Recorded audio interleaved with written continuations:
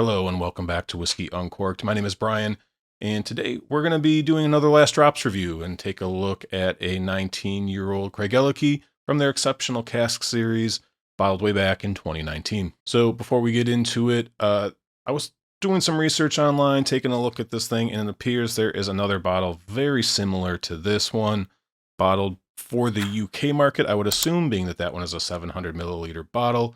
This is 750 milliliters. So at least back then, it had to be 750 milliliters here in the States. That restriction has since been lifted, so we're seeing 700 ml bottles now.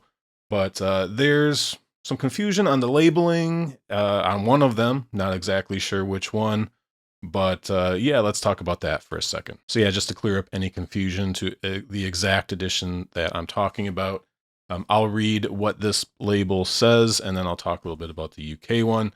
But this, as I mentioned, was bottled back on the 10th of July in 2019, or 07/10/2019.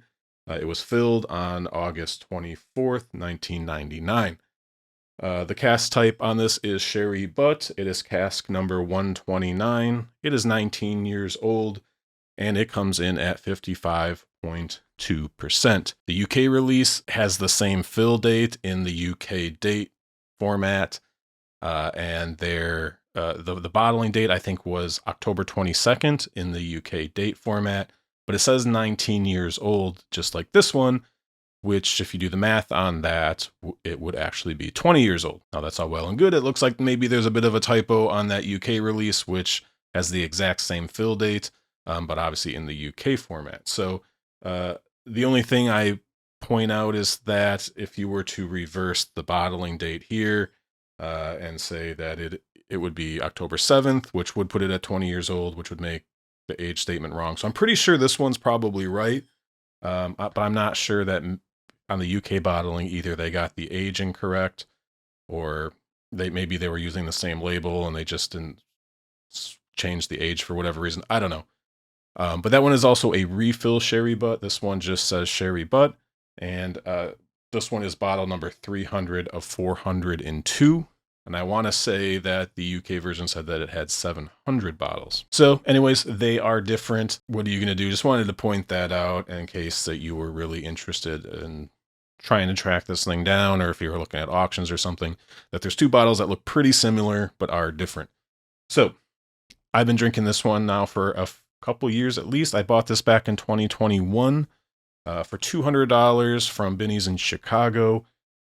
And yeah, I've really liked this. I've gotten to share it out. I've gotten good feedback from some friends who've been able to try this one. My brother was a big fan of this one, I believe, which I will mention that he had gotten one around the same time. I'm not sure when that one was bottled, but it was a 23-year-old edition.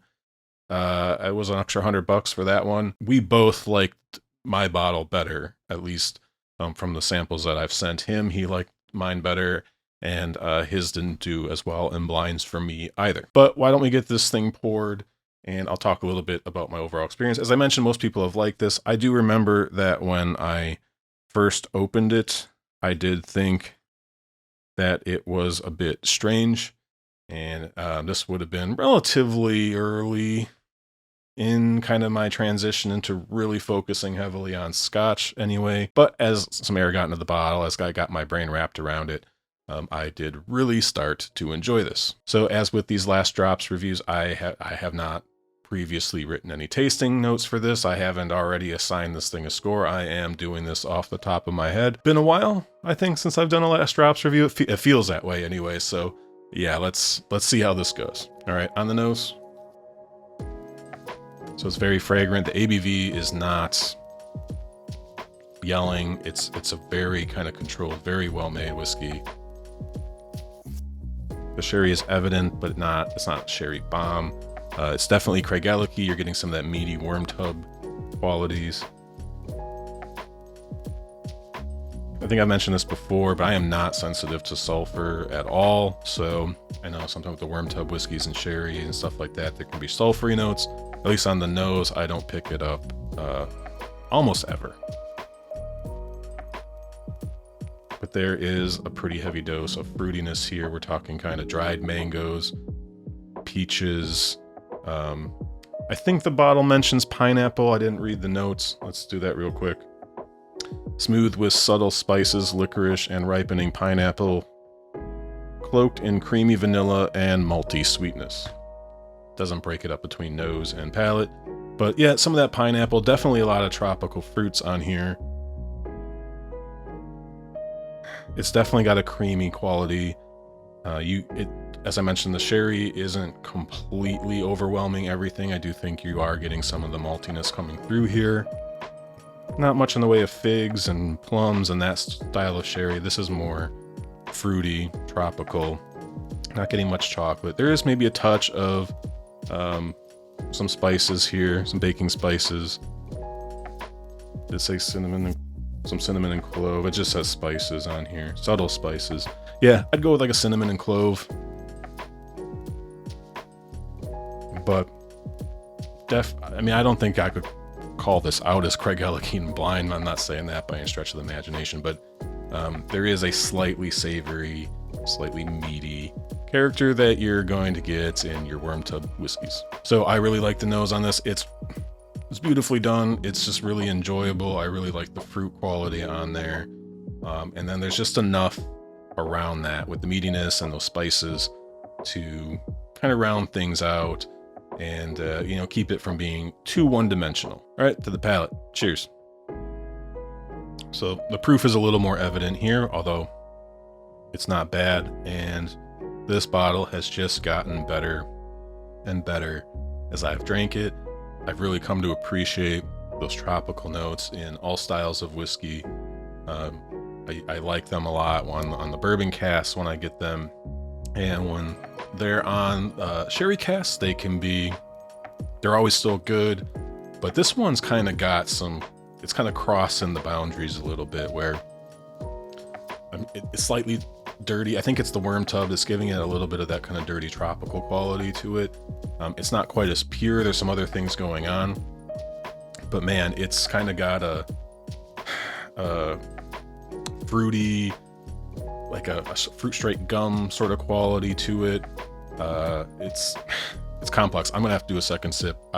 This is one of those whiskeys that I just almost don't want to do notes because there's a lot happening. It is complex, and the more I drank this, the more it's continued to evolve, and I've never really fully gotten like a real good grasp on what this whiskey is. It's different all the time, and it's always continued to change, and it's been difficult to do tasting notes for something like this. Let's do a second sip and see what else we can pull out of here.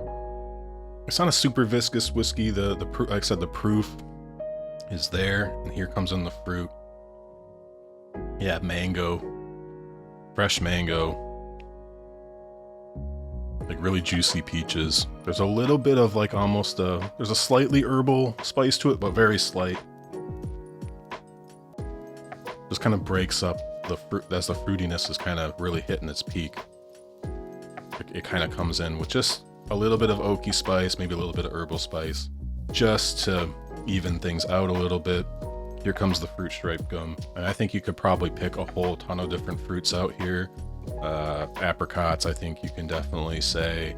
Again, that pineapple, absolutely. But yeah, a lot of stone fruit, tropical fruit.